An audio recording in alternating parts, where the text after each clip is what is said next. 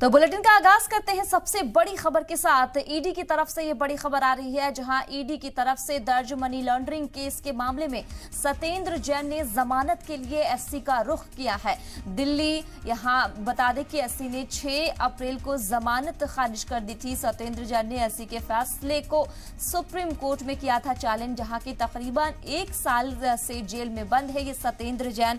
तो सत्येंद्र जैन के हवाले से आपको खबर बता रही हूँ। ऐसे में आज जो है इसको लेकर जमानत पर अर्जी पर आज सुनवाई है ईडी की तरफ से। ये दर्ज मामले में बता दें कि मनी लॉन्ड्रिंग केस का ये मामला है, जो सत्येंद्र जैन ने जमानत के लिए सुप्रीम कोर्ट का रुख किया है। दिल्ली हाई कोर्ट ने 6 अप्रैल को जमानत खारिज कर दी थी। सत्येंद्र जैन ने हाई कोर्ट के फैसले को एससी में चैलेंज, तकरीबन 1 साल से जेल में बंद है सत्येंद्र जैन।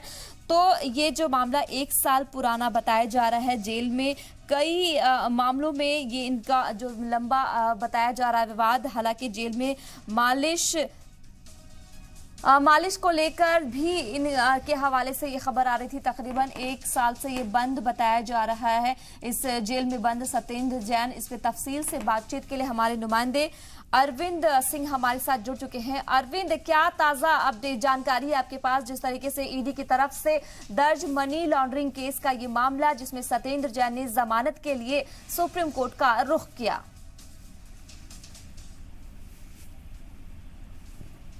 जी, आवाज मिल पा रही है? जी, अपना सवाल दोहराइएगा। ईडी की तरफ से दर्ज मनी लॉन्ड्रिंग केस के मामले में सत्येंद्र जैन ने जमानत के लिए सुप्रीम कोर्ट का रुख किया है। इस हवाले से क्या ज्यादा जानकारी है आपके पास?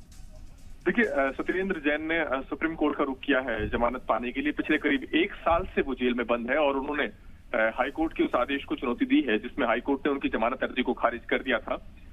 सत्येंद्र जैन का ये कहना है कि इस मामले में जांच पूरी हो चुकी है, लिहाजा अब उनको कस्टडी में रखने का कोई औचित्य नहीं है।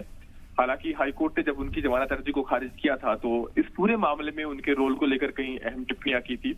हाईकोर्ट का ये मानना था कि जिन कंपनियों के जरिए मनी लॉन्ड्रिंग का आरोप लगा हुआ है सत्येंद्र जैन पर, इस मामले में जो शेयर होल्डिंग पैटर्न है उससे बात साफ है कि कहीं ना कहीं इन कंपनियों पर सत्येंद्र जैन या उनके घर वालों का प्रत्यक्ष या अप्रत्यक्ष तौर पर नियंत्रण रहा है। और कोर्ट का ये भी कहना था कि इस पूरे मामले की जब तहकीकात से जो पता चला है कि सत्येंद्र जैन ही इस पूरे मामले के साजिश के कर्ता धर्ता है और जो दूसरे आरोपी हैं, चाहे वो वैभव और अंकुश जैन हो, वो उनकी भूमिका इस मामले में सह आरोपियों की है, वो सत्येंद्र जैन के इशारों पर ही काम कर रहे थे। हाईकोर्ट का ये भी कहना था कि इस मामले में जब तक सत्येंद्र जैन कस्टडी में रहे हैं, जिस तरह का रुतबा उनका रहा है, जिस तरह का उनका व्यवहार रहा है, उसको देखते हुए इस बात की संभावना से नहीं इनकार किया जा सकता कि अगर वो जमानत पर छुटते हैं तो जांच को प्रभावित कर सकते हैं। अरविंद, हालांकि इल्जाम तो सत्येंद्र जैन पे कई तरह के लग रहे हैं। जिस तरीके से तिहाड़ जेल के अफसरों से मिलजुल कर 2 कैदियों को सेल में शिफ्ट कराया गया, इससे पहले भी जेल में वीआईपी ट्रीटमेंट का भी मामला जो है काफी तूल पकड़ता हुआ नजर आया।